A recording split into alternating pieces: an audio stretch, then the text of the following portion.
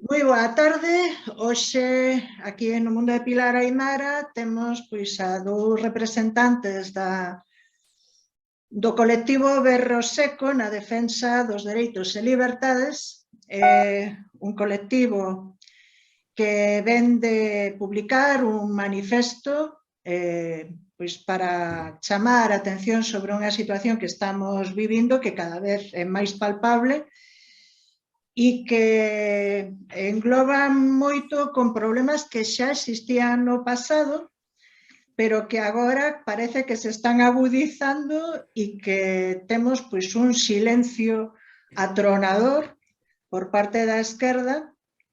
Entonces, este colectivo o que dicen é que dende principios de esquerda observamos con fonda preocupación como se está a dar unha deriva totalitaria antidemocrática da man dun conxunto cada vez maior de medidas e cambios legislativos.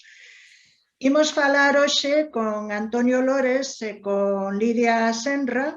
A Lidia conocedes porque foi eurodiputada. Moi boa tarde, Lidia. Hola, boa tarde, moitas gracias por organizar este encontro e poder falar deste tema, algo que, como ben sabemos, está sendo tabú. A quen desinte, pois nin auga, non? E tamén boa tarde, Antonio Lores. Que tal? Enxeñeiro técnico de comunicación. Que tal? Hola, boa tarde. Moi ben. Encantado de colaborar. Moi ben. Bueno, vamos a empezar cunha simple pregunta. Que é Berro Seco? Que é o colectivo Berro Seco? E por que lanzades este manifesto? Que é o que queredes... por que queredes chamar a atención sobre situacións que estamos vendo que están cada vez preocupando máis xente, polo que vexo? Lidia, empezas ti. Bueno, sí, a ver, Berro Seco é un grupo de persoas que somos de esquerda, que nos identificamos como de esquerda dentro do propio manifesto, non? Así o decimos, e o que pretendemos é eso, dar a batalla para que poñer fin dunha vez por todas a esta cantidade de recortes dos dereitos humanos e dos dereitos fundamentais que se están dando coa excusa de implementar medidas para atallar ou para tratar unha enfermedade, non? Unha enfermedade que é o coronavirus. Entón, a nós parecenos que as medidas, estamos convencidas e convencidos de que as medidas non son en términos de sanidade e en términos de protexer a saúde, senón que son medidas para coartar e que vulneran claramente os dereitos humanos.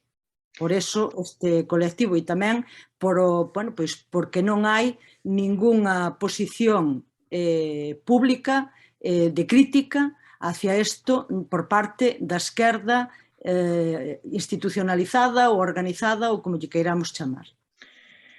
Antonio, sí, efectivamente, estamos a ver, o que vos decía antes, como un silencio atronador, non? Eu estou recibindo moitísimas mensaxes de xente militante, de esquerdas, activista, que está como un pouco sorprendida por como se está asumindo a narrativa oficial e se está calando ante medidas que canto menos son contradictorias, que canto menos son merecedoras dun análise, non? Que pensas que está pasando, Antonio? Pois isto é unha situación que ven de lonxe. Isto non é da hora. Isto a medicina oficial, a medicina alopática, leva moitos anos en mans de laboratorios farmacéuticos, en mans de xente indeseable, xente totalmente impresentable, que queren facer negocio, que non o da medicina lles importa tres pitos, eso que van a facer negocio. Desde que empezou toda esta paranoia do coronavirus, COVID, como se lle queira chamar, pois votamos en falta a esquerda, votamos en falta que haya unha resposta desde posiciones de esquerda. Sóbranos, por outro lado, manifestaciones desde a ultradereita. O sea, non só non hai resposta desde amigos que estemos na esquerda, xente cualificadísima que estaba na esquerda, e que botamos en falta que esas personas, esos amigos, que en outros momentos colaboramos en codo con codo, pues están completamente abducidos, dormidos, acojonados incluso. O medo ha calado dunha maneira terrible, pero o medo, claro, o medo teledirixido polos medios de comunicación ou de desinformación que temos. Sí, pues, acuso concretamente a televisión. O sea que ese é o gran problema que precisamente por que nos xuntamos e por que decidimos xente de esquerdas decir un basta xa, pegar un puñetazo encima da mesa e decir, bueno, aquí hai que facer algo. Mira unha cousa, porque hai uns anos, os que temos un poquinho xa de idade, de memoria, sobre todo a xente que nos encantan as hemerotecas, eu sempre recomendo a xente que sigue a miña páxina que revisa as hemerotecas, non? Entonces veíamos pois, un asunto tan grave como o tema da gripe A, que había un señor que se chamaba Iñaki Gabilondo, que era un periodista, non? Foi o que denunciou que efectivamente había como unha falsa pandemia, non? E que o que había era pois un negocio que rematou cunha investigación en Europa, unha auditoría en profundidade. Eu boto de menos as chamadas ao control, as auditorías, boto de menos, por exemplo, pois esa análise crítica de xente que tradicionalmente sabe que a prensa maioritariamente manipula ou censura, pero que estánse acerrando os titulares escabrosos, hasta manipulados. Onte, por exemplo, veía en la cadena SER pois un titular que decía pouco menos que só a xente vacinada iba a poder viaxar. Entrabas na noticia e a noticia o que decía era que se mantiña o que lle chaman o pasaporte COVID, que ademais hubo un debate de bioética para decir que non se podía limitar o dereito dos non vacinados a viaxar, igual que todas as recomendacións do Consello de Europa. Entonces, a mí o que me chama a atención é como se asume, por unha parte, que a prensa está dicindo a verdade e non se analiza, nin se critica, nin se cuestiona, e por outra parte, actitudes que a mí me parecen gravísimas por parte de compañeiros e compañeiras da esquerda, teño que decir que máis compañeiros da esquerda, que de alguna forma están estigmatizando, sinalando, insultando, que non se abren a debate, que les deciden cal é o límite do debate. Que pensades de todo iso? Percibides dende Berro Seco que isto é así? Que o que vedes que está a acontecer? Estamos alienados? Estamos abducidos? Estamos carentes de un espírito crítico? Que o que está a pasar? Eu creo que, a ver, non é fácil interpretar que é o que está pasando e por que se reacciona así, non? Hai, bueno, o medo é unha cuestión que é importante porque foi un bombardeo permanente, non? Co medo. Eso por un lado. Eu creo que, por outro lado, xa non só o medo que nos puxeron coa enfermedade, coa gravedade da enfermedade, senón eu creo que tamén o medo a significarse, non? Eu leía non fai moito, porque aquí non é só a esquerda desde a perspectiva do análisis político, é que aquí estamos falando tamén de moitos profesionales e moitas profesionais da medicina, por exemplo, que están dicindo outras cousas, pero hai moitos e moitas que están seguindo totalmente o relato oficial, non? Entonces, eu leía non fai moito tempo un artigo que publicaba unha médica de familia do País Vasco que falaba un pouco do medo a significarse, non? Que unha reacción de estar calados, pois tamén tal vez pudera ser o medo a significarse. Hai outros autores que din que, bueno, que tamén hai moitas veces falta dunha formación sólida, crítica, para analizar, non aceptar de bon grado todo o que nos contan dunha maneira, pois como nos están contando isto. Pero eu creo que hai outro tema moi importante e que a mí me preocupa moito, porque xa fai tempo que se está como intentando apartar a todas aquelas persoas no mundo da ciencia que non comulgan co relato oficial, non? E neste caso é gravísimo, porque sí que sabemos que hai investigadores, que hai profesionais da medicina, que hai incluso algún premio Nobel que están dicindo outras cousas e que sistemáticamente se está pois insultando, estáse vulnerando os seus dereitos como persoas e se nos está tamén coartando a ciudadanía o dereito que temos a un debate científico. E eu quero decir outra cousa que me parece tamén moi importante en toda esta cuestión, non? Que como é que se está vendendo o relato oficial como a única verdade científica. Bueno, a mí sempre me dixeron que a ciencia avanza sempre porque sempre hai duda e que por eso avanza a ciencia. Si neste momento se está cortando absolutamente toda voz disidente tamén no mundo científico e se nos está impedindo ter ese debate científico, a mí pareceme que se está matando a ciencia e que isto se está intentando, pois, se está convertindo, mellor dito, nun dogma de fe, non? Entón, a min esas cousas parecenme moi preocupantes e a esquerda ten que reaccionar. A esquerda non pode seguir calada.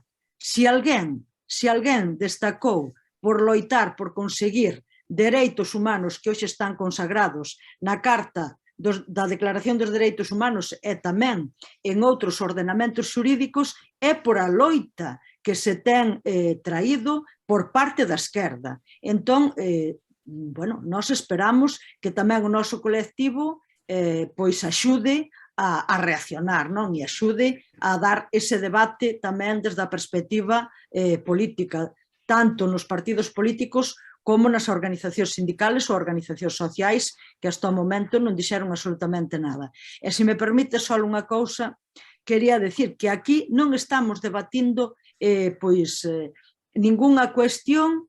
Podemos ter, incluso no noso colectivo, moitas visións de como coidarnos, de como coidar a nosa saúde, podemos ter moitas visións de onde ven isto. Nós o que estamos ahora mismo preocupados e preocupadas é por a cuestión dos dereitos humanos. Sí, xa que falas disto, porque parece que hai xente que non se enterou que, por exemplo, Michelle Bachelet, que é a secretaria de Dereitos Humanos, xa falou pois, en contra da vacinación obrigatoria, por exemplo, que é un debate que se está abrindo nalgúns países europeos, que o propio Consello de Europa lanzou unhas recomendacións que ninguén está seguindo, entre outras cousas, por exemplo, o pasaporte COVID, que se fala de que se debe utilizar única e exclusivamente para temas sanitarios de control para control de infección. E quería lervos, se me permitides, unhas declaracións de varios inmunólogos. Por exemplo, Manuel Muro, que é un inmunólogo do Hospital de Murcia, dice: evidentemente, se un vacunado pode contagiar e con Omicron aún máis, el pasaporte COVID se demuestra inútil e ineficaz. Outro inmunólogo que é do Servicio de Inmunoloxía do CHUS en Santiago dice, falando de que Pfizer acaba de anunciar pois, a vacina contra Omicron, actualizada contra Omicron, e avisan de que van a conseguir producir como unha especie, canto era, 400.000. Bueno, unha barbaridade de viales. Decía Manuel Muro, decía que isto había que analizalo e había que reunirse un comité para un debate en profundidade de como funciona o sistema inmunitario, de se realmente é efectivo ou non, pero decía José Gómez Rial que os CEOs, o sea, os grandes dirixentes das farmacéuticas, falaban para os seus accionistas e que as autoridades sanitarias asesoradas por científicos deberían falar, non precisamente os responsables das farmacéuticas, non?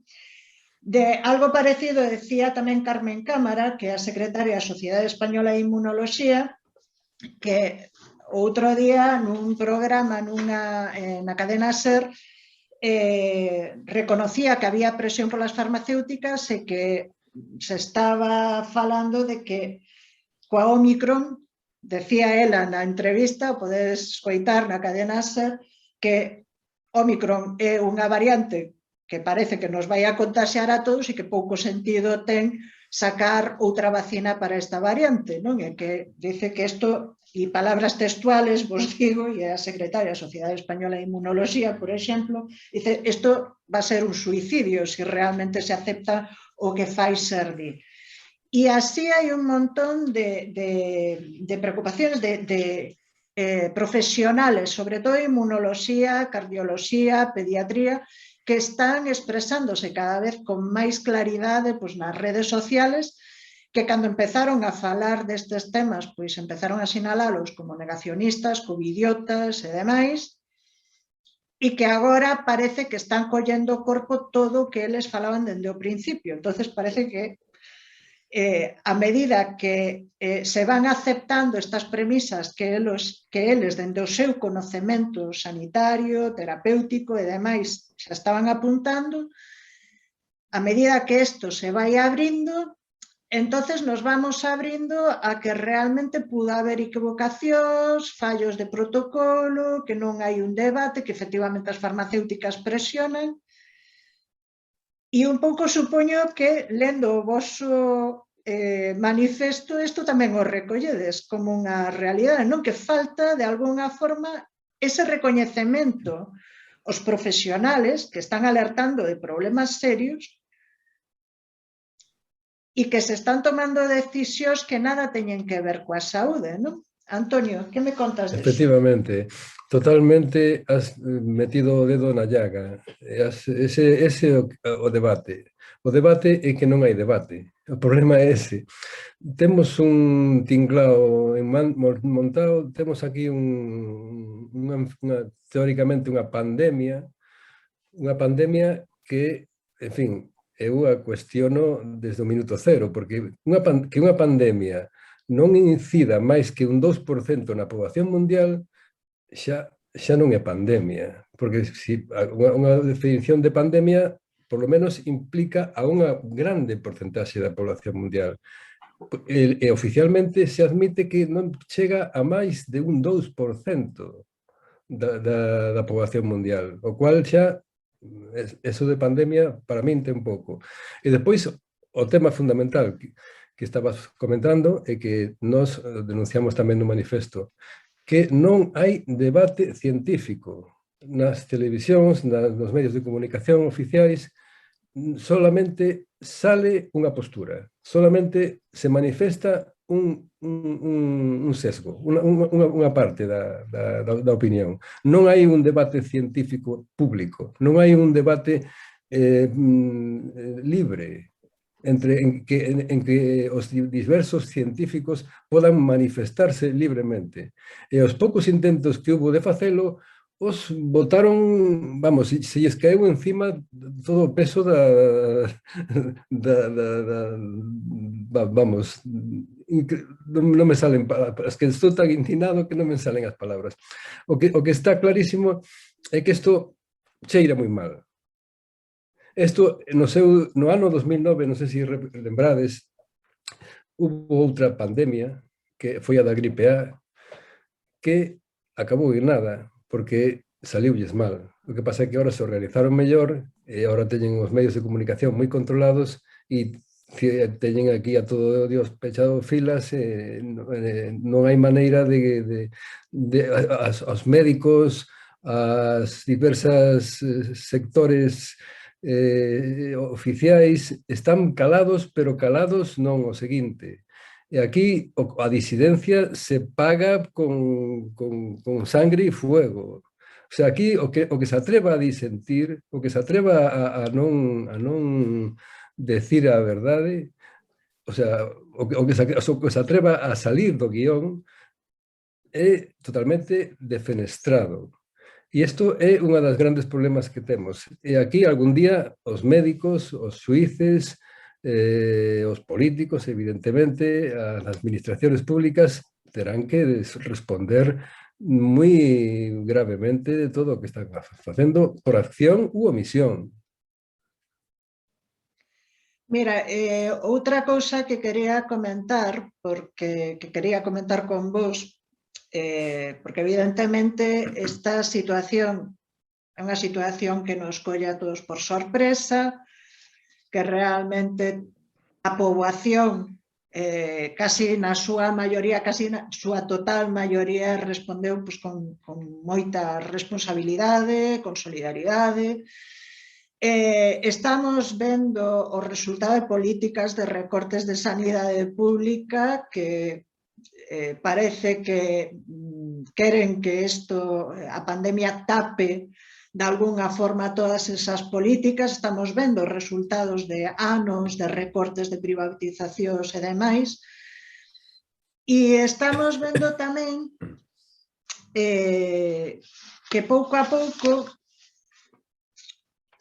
nos están desviando un pouco nos están de alguna forma, como digo, pois tapando como se xestionan os fondos públicos,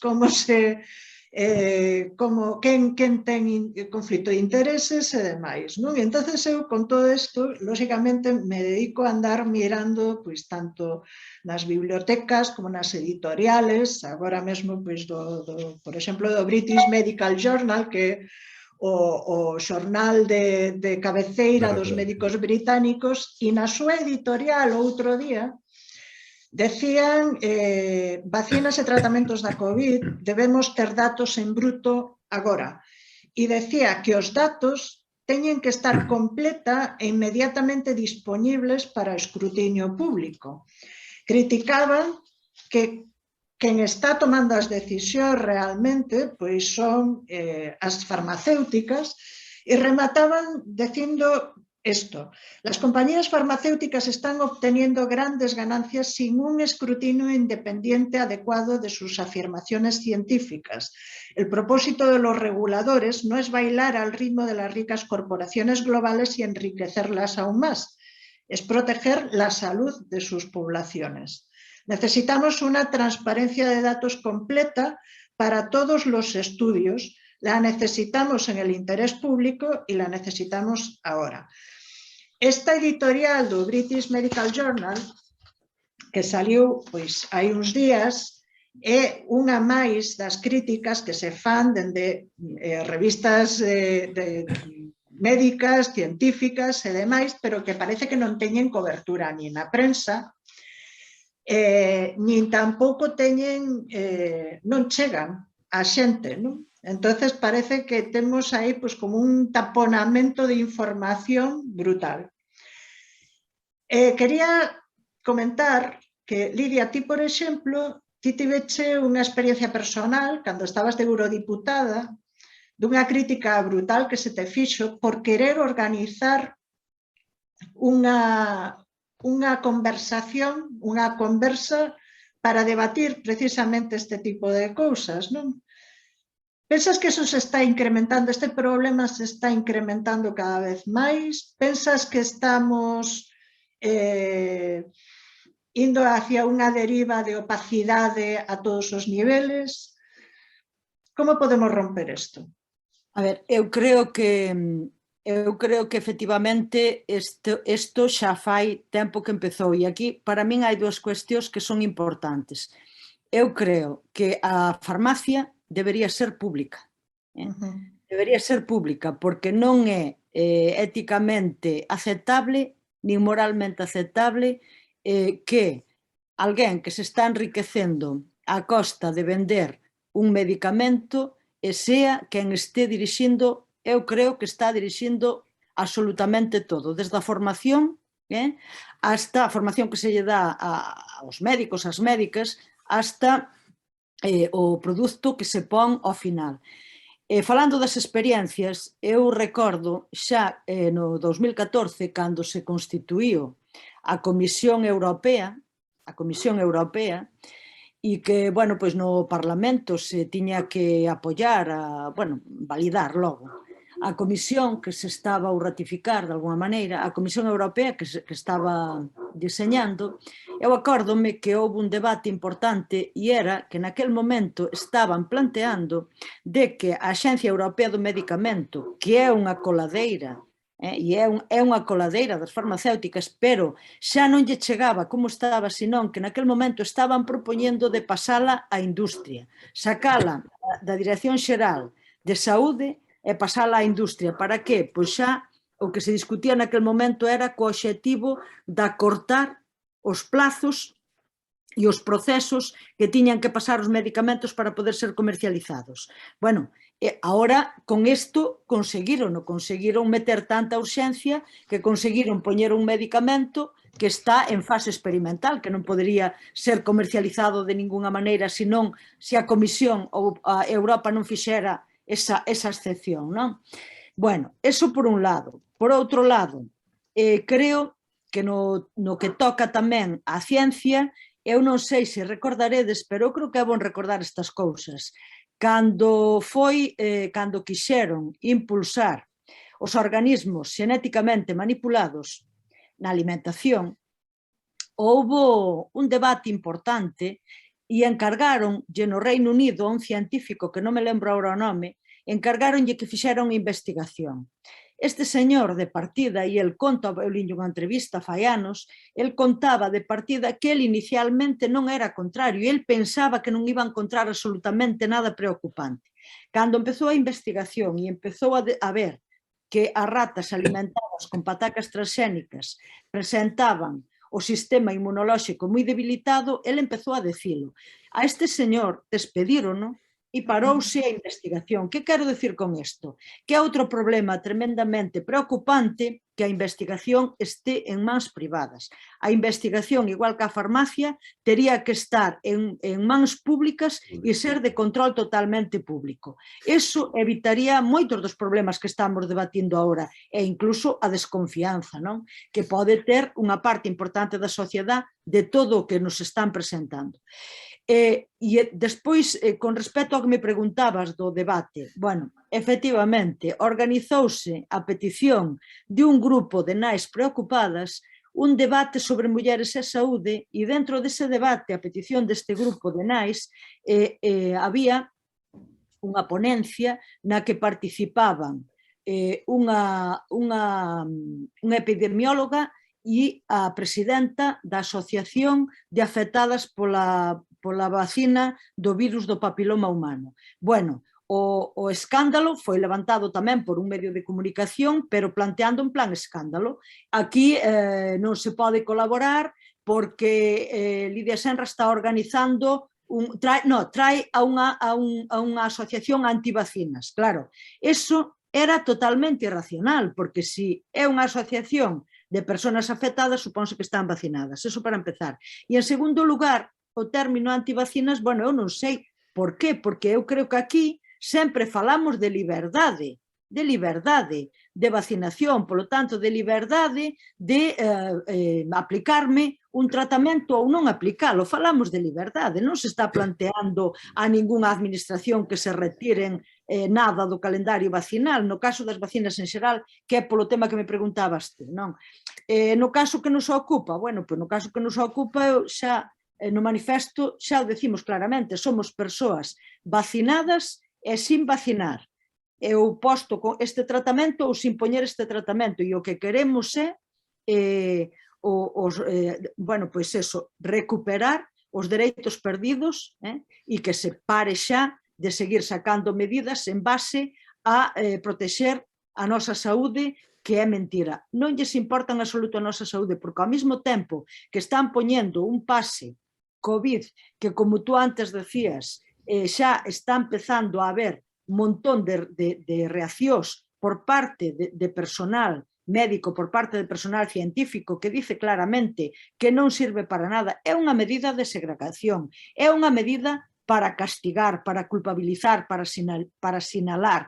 É unha medida para xenerar, desde o meu punto de vista tamén, unha división na sociedade. E eu creo que iso non o podemos permitir. Creo que persoas vacinadas, persoas sin vacinar, temos uns dereitos que se están vulnerando con estas medidas, porque a persona que ten o pase COVID porque recibiu tratamento non ten ninguén dereito a preguntarlle os seus datos médicos. Non ten ninguén dereito.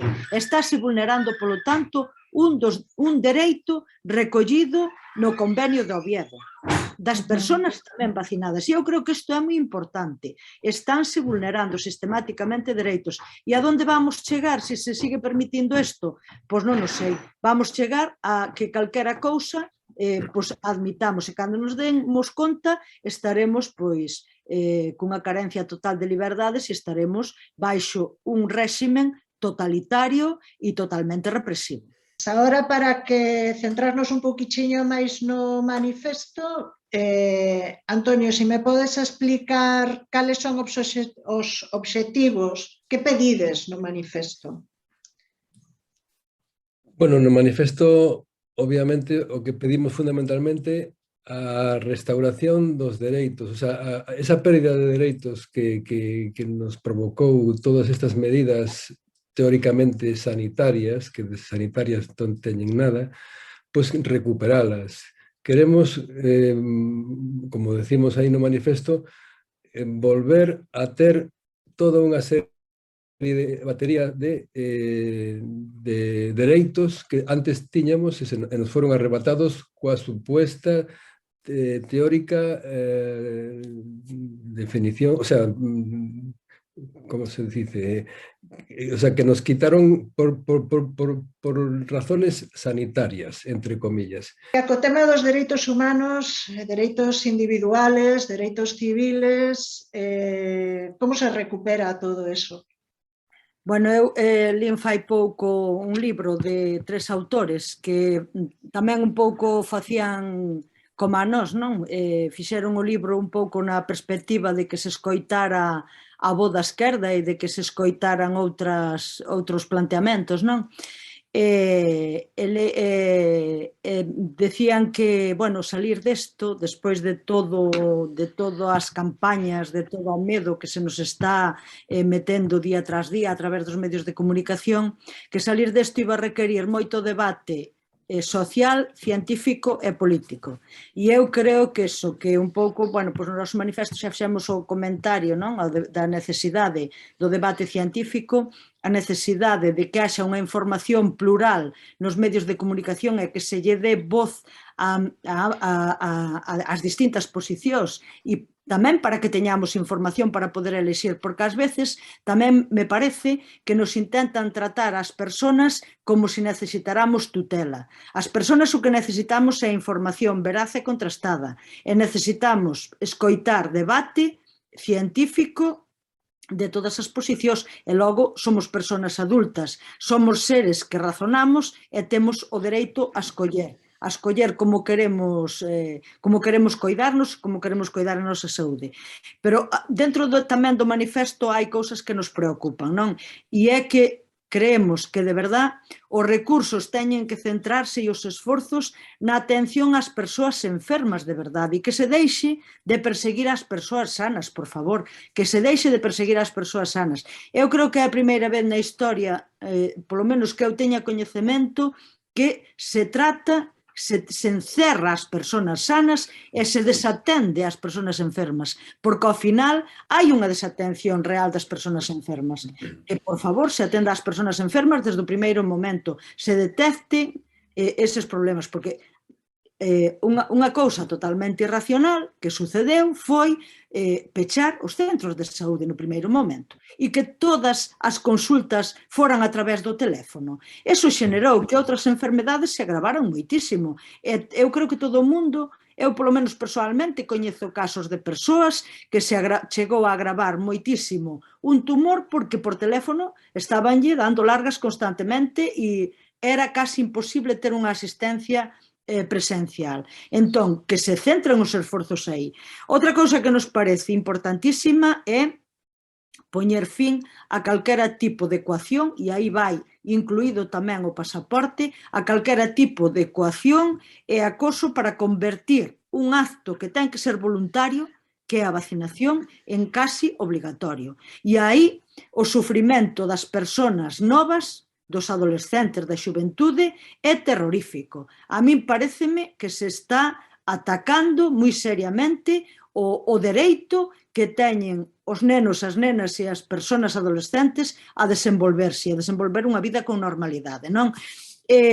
Creo que tamén outra cousa que nós tamén poñemos no manifesto é a suspensión inmediata da vacinación infantil e xuvenil. Por que? Porque hai que aplicar o principio de precaución. Hai que aplicar o principio de precaución. E, ademais, non entendemos ese cambio tan radical da propia pediatría no Estado español. Sí, sí, eso é curioso. Eso é moi curioso. Decían que non e, de repente, alguén dixolles cuidado, aquí hai que decir que sí. Bueno, posiblemente haxa financiación por detrás de determinados estamentos, non? Eso é gravísimo porque en términos xa totalmente razonables, non? Decir, bueno, estamos falando dun medicamento que está en fase experimental. Unha persona maior que se poña ese medicamento, pois nun largo plazo, se pasa algo, bueno, pois ao mellor xa temos a vida andada. Ahora, nunha persona xoven, nun neno, nunha nena, poñer un tratamento en fase experimental, eu creo que xa vulnera absolutamente todos os dereitos humanos e os dereitos recollidos en distintas convencións. Na do neno e da nena, no convenio do Oviedo. Entón, a nós eso parecenos que é clave, non? Mira, cando estamos falando de ensaios e demais ensaios clínicos, hai, eu estou vendo, sobre todo nas redes, o que é a reacción automática de chamar negacionista, o típico, de poñer as etiquetas para evitar falar. Volvo outra vez á editorial do British Medical Journal, que di que o ensaio fundamental da vacuna COVID de Pfizer foi financiado pola compañía, diseñado, ejecutado, analizado, escrito por empregados da Pfizer. Empresa e organizacións de investigación por contrato levaron a cabo o ensaio que poseen todos os datos, é dicir, que os datos non son públicos. Hai unha demanda en Estados Unidos e por eso hai un tribunal que lles obliga agora a publicar isto. Pero ao final vamos a ver, que tiñan que publicar os datos na data de finalización do estudio principal en maio de 2023. A falta de acceso no caso da Moderna é finais do estudio en 2022. No caso de AstraZeneca era 31 de decembro de 2021. Entonces, estes datos están aquí.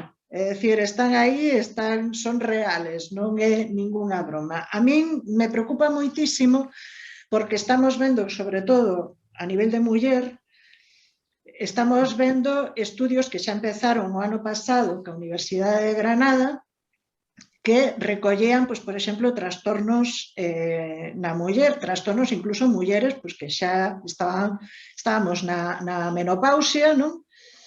E que empezaron a sangrar outra vez, ou mulleres que están tendo desarreglos menstruales, que están tendo ovarios poliquísticos, que están tendo voltas migrañas, mulleres que levaban DIU, e todo isto se está cada vez recollendo máis e cada vez hai máis estudios. Eu me pregunto, a colación do que falabas da pediatría, e dese cambio radical da pediatría, que non entendo. Eu, pensando como muller, digo, non entendo se en nós adultas pode xenerar este tipo de trastornos, como podes poñer a unha rapaza que está a piques de empezar a menstruar, está desarrollándose, como a podes meter nesa situación que pode realmente ter uns efectos iguales ou peores, non sabemos. Entonces, ese principio da precaución debería prevalecer, non?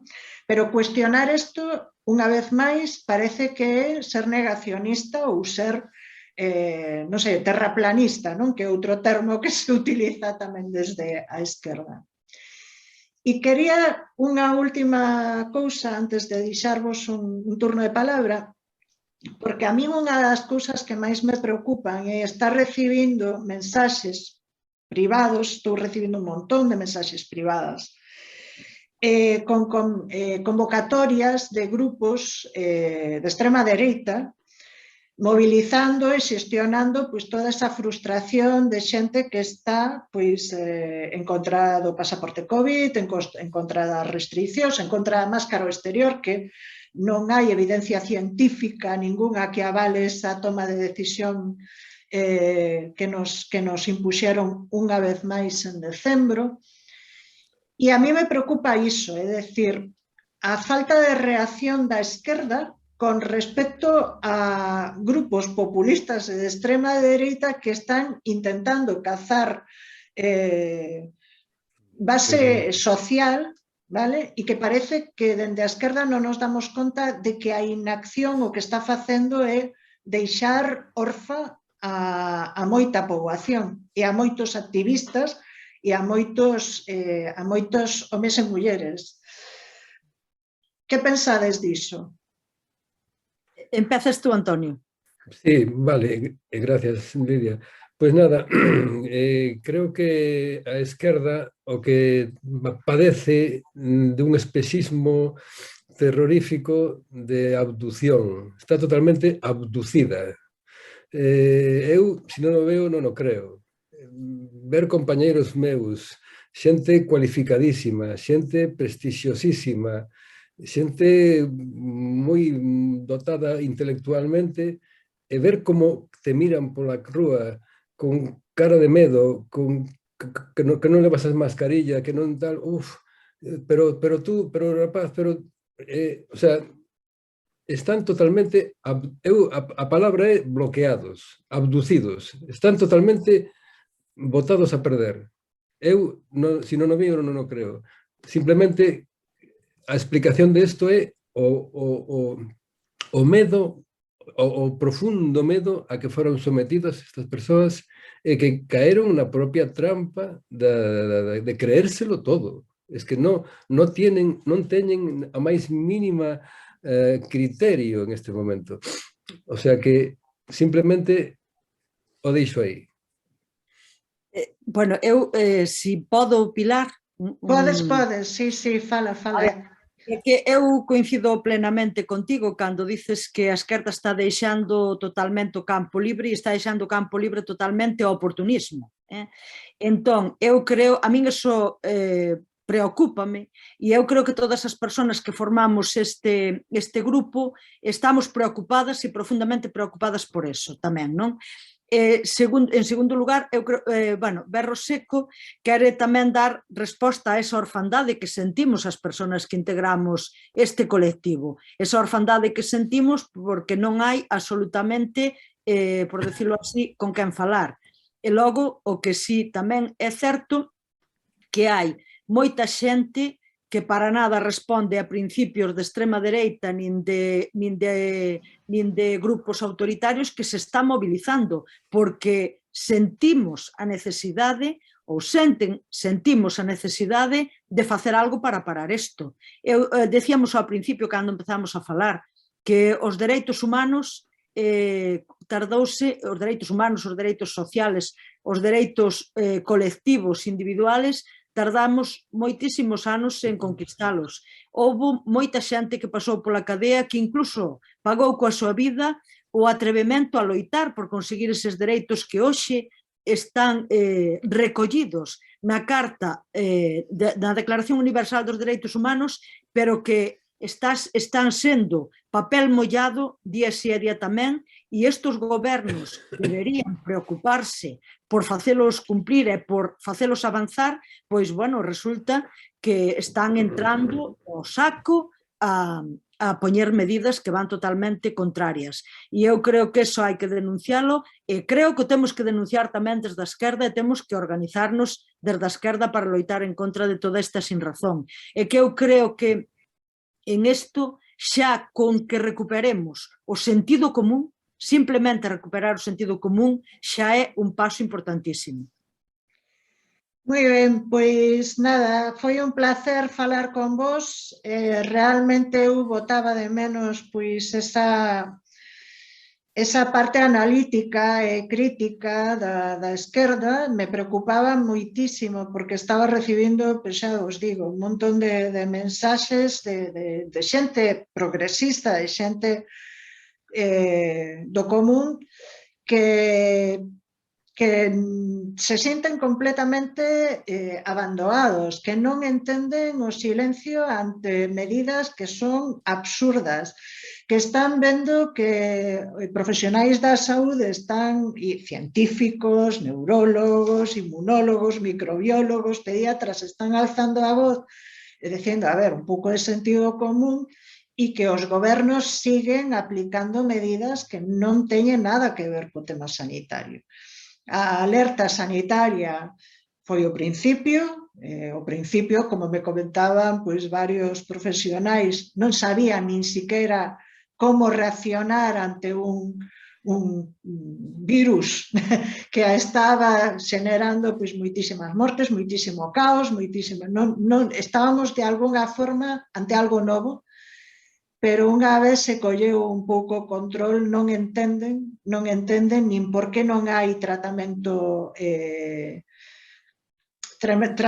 temprano, por que non se está deixando de tomar medidas cosméticas, non? Entonces, parabenizaros por este manifesto, porque realmente facía falta. E nada, non sei se queredes decir algo máis para rematar.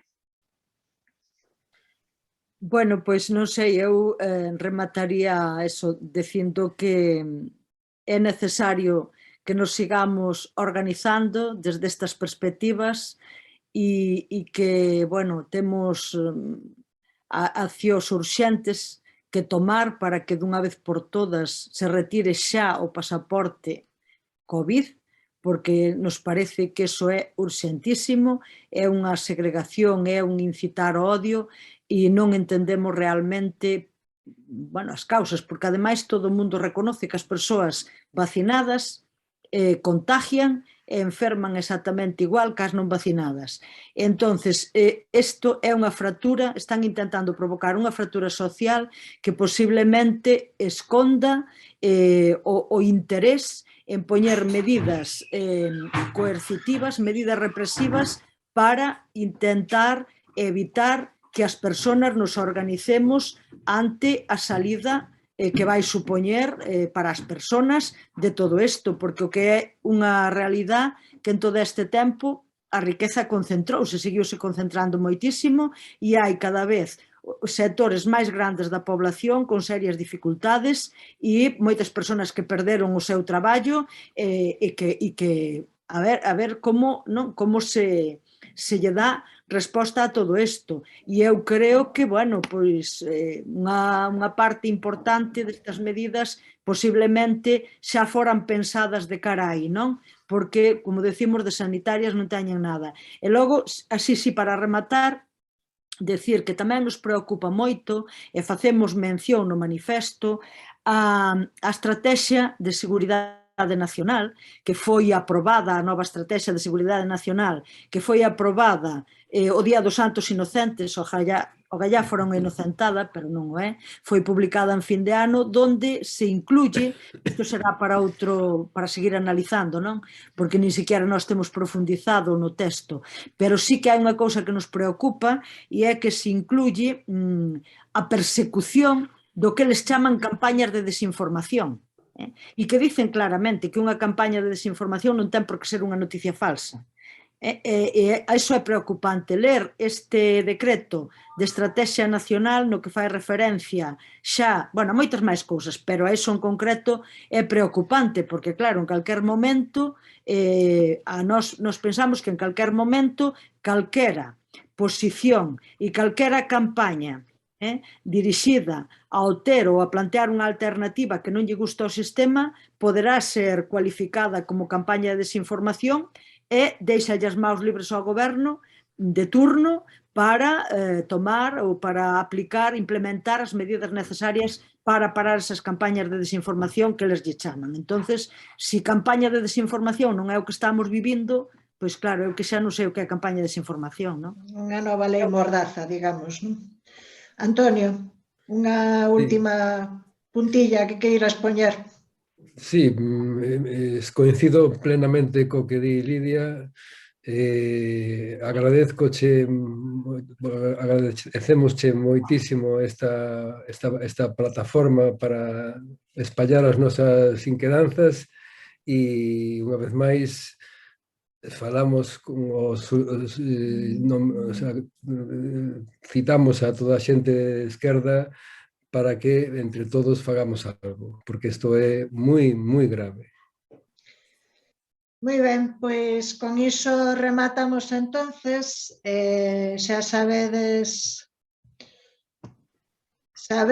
que esta páxina é unha páxina que dá voz a todas aquelas plataformas e organizacións e asociacións pois que de alguna forma ou están vetadas, ou están censuradas, ou están boicoteadas, porque entendemos dende esta plataforma que falar é necesario, comunicarnos é necesario, discernir é un dereito, discrepar é un dereito, e é un dereito que ademais nos fai crecer como persoas. Polo tanto, Lidia Senra, Antonio Lores, moitísimas grazas e seguiremos en contacto.